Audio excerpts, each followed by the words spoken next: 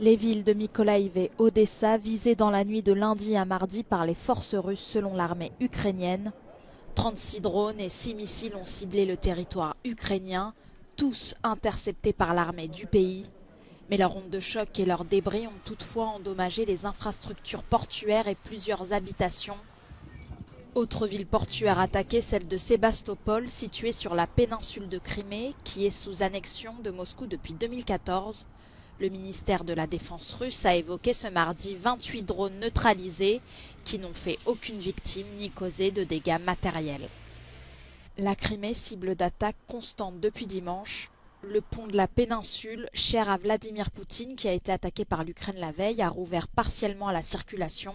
Autant de villes portuaires ciblées de part et d'autre, et ce, au lendemain du retrait russe sur l'accord céréalier en mer Noire.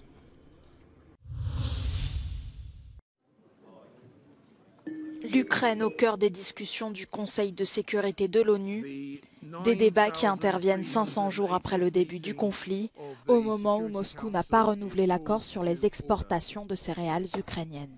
OHCHR has documented a harrowing record of human rights violations, including arbitrary deprivation of life, arbitrary detention and enforced disappearance, torture and ill treatment, and conflict-related sexual violence. And today, in another act of cruelty, Russia suspended its participation in the Black Sea Grain Initiative.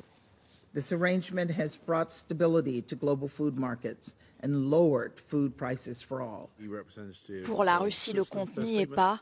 Elle dénonce notamment les contraintes sur ses propres livraisons et son exclusion du système bancaire SWIFT. Mais un retour à la table des négociations n'est pas exclu.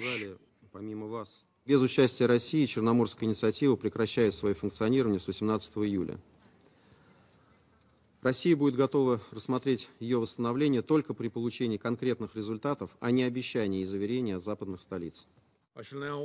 Londres, qui assure la présidence tournante en ce mois de juillet, a annoncé 14 nouvelles sanctions contre Moscou en réponse aux crimes de guerre et aux accusations d'enfants ukrainiens déportés vers la Russie. Il serait près de 19 000 selon Londres, des accusations toujours réfutées par le Kremlin. De nouveaux mercenaires du groupe Wagner seraient entrés au Bélarus. C'est ce qu'affirme un groupe de surveillance indépendant qui suit les mouvements des forces armées sur le territoire. Un convoi de 100 véhicules aurait franchi la frontière ce lundi.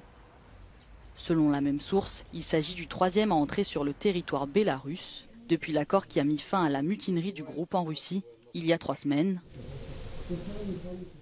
Aucun chiffre officiel concernant le nombre de soldats Wagner présents au Bélarus n'a été communiqué par Minsk. Pour le président Alexandre Loukachenko, l'arrivée de ces mercenaires est une bonne chose pour son armée, qui pourra bénéficier de leur expérience de combat. Des camps ont été mis à disposition des combattants du groupe paramilitaire qui ont commencé à travailler comme instructeurs la semaine dernière. De l'autre côté de la frontière en Russie, les hommes d'Evgeny Prigojine se replient. Dans une vidéo diffusée sur le réseau Telegram, le groupe a annoncé la fermeture prochaine de sa principale base dans le pays, avec pour objectif de nouveaux sites de déploiement.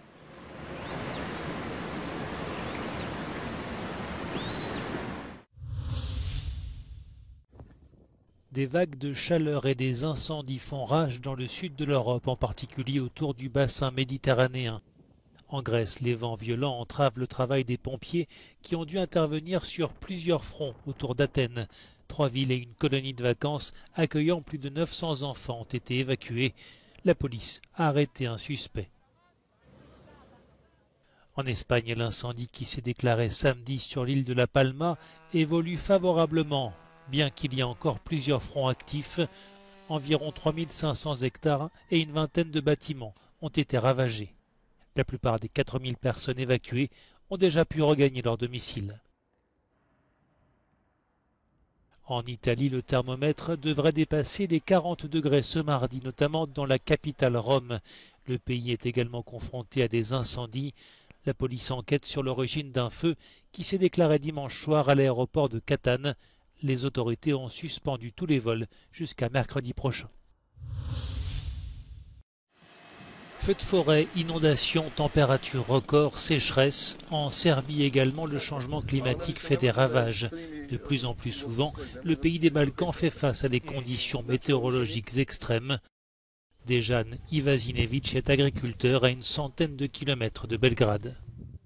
Apsolutni ekstremi što se tiče I suše I količine vode odjednom, da verujte nam je apsolutno nije jasno šta se dešava. En mai dernier, les champs ont été touchés par des inondations. Do pre mjesec dana ovdje su nicali kukuruz I soja. Potom su usledile obilne kiše, formirano je jezero, usevi su propali. I tu nije kraj mukama poljoprivrednih proizvođača. Nakon poplava sledi suša. Apsolutno počinjem da gubim volju. Pazite, prvenstveno sam radio zemlju jer uživam u tome, volim, družimo se svi, proizvodimo nešto, jako je lepo svojom rukom proizvesti, uostalom hraniti bakar svoje selo ili svoju porodicu. Ali kad se to sve skupi u jedno, verujte mi da mi dođe preko glave, da batalim sve. En cette mi-juillet, le thermomètre affiche 38 degrés dans certaines régions de Serbie. Le pays est également confronté à des épisodes orageux extrêmes.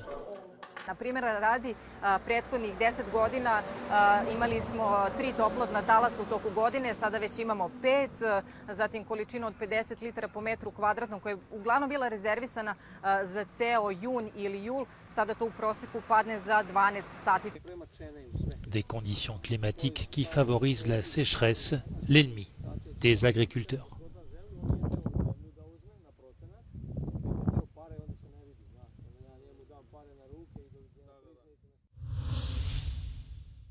Le réchauffement climatique exige une nouvelle définition de la coopération entre la Chine et les États-Unis. Ce sont les mots de l'émissaire américain pour le climat, John Kerry. Arrivé dimanche en Chine, l'envoyé spécial de Joe Biden est en déplacement jusqu'à mercredi pour renouer le dialogue entre les deux plus gros pollueurs de la planète. China and the United States are the two most powerful economies in the world. We also happen to be the two largest emitters of greenhouse gases. And so the imperative of our two countries coming together and working and showing the rest of the world how we can cooperate and begin to address this with the urgency it requires is incredible. Les relations entre les deux pays sont au point mort depuis la visite à Taïwan, il y a près d'un an, de Nancy Pelosi, alors présidente de la Chambre des représentants.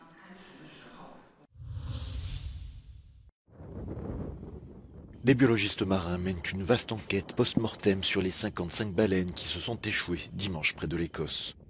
Tous les cétacés, sauf un, sont morts naturellement ou ont dû être euthanasiés. Il s'agit du plus grand nombre de décès consécutifs à un échouage massif d'animaux au Royaume-Uni depuis au moins 70 ans.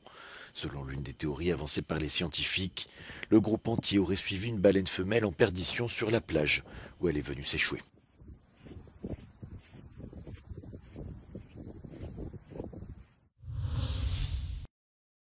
Le temps est venu de relancer les liens entre l'Union européenne et les pays d'Amérique latine et des Caraïbes. 8 ans après le dernier sommet, plus d'une cinquantaine de chefs d'État et de gouvernement se sont retrouvés lundi à Bruxelles pour une rencontre de 2 jours. Les 27 veulent à nouveau jouer un rôle auprès du continent sud-américain. La guerre en Ukraine a changé la donne géopolitique internationale et la Chine investit massivement dans la région. Since we were natural partners, we didn't pay enough attention. This is the reason.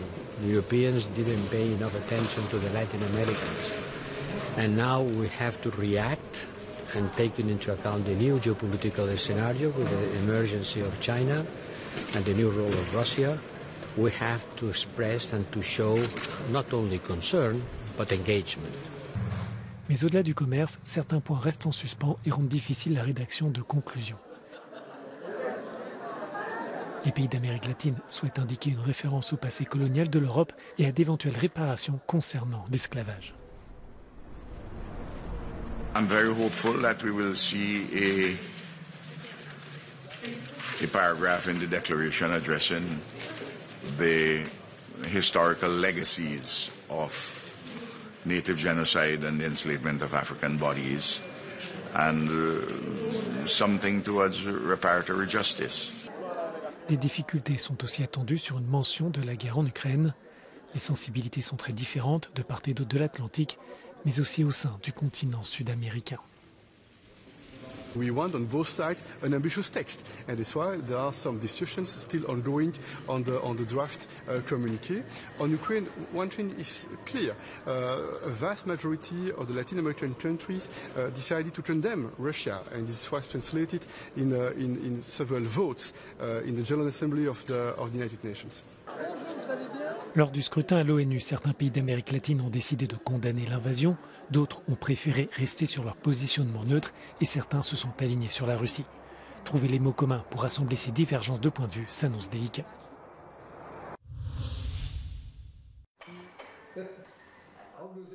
Un nouveau traitement pour lutter contre Alzheimer a conclu des essais cliniques prometteurs.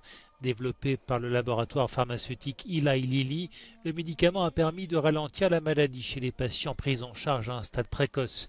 Il pourra obtenir prochainement l'autorisation du régulateur de santé américain qui avait approuvé en mai dernier un autre traitement. Les laboratoires se livrent une véritable bataille contre Alzheimer. Plus la maladie est traitée tôt, plus les résultats semblent efficaces.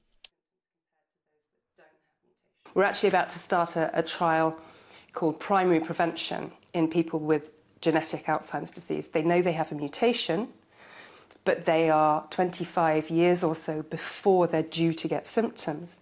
The aim is, if you can give them an anti-amyloid therapy, can you prevent the disease ever starting? And we're going to start that in the next few months, which I think is really exciting. Les experts se montrent toutefois prudents sur le médicament du laboratoire pharmaceutique Eli Lilly. Ils notent des bénéfices modestes et des effets secondaires potentiellement dangereux.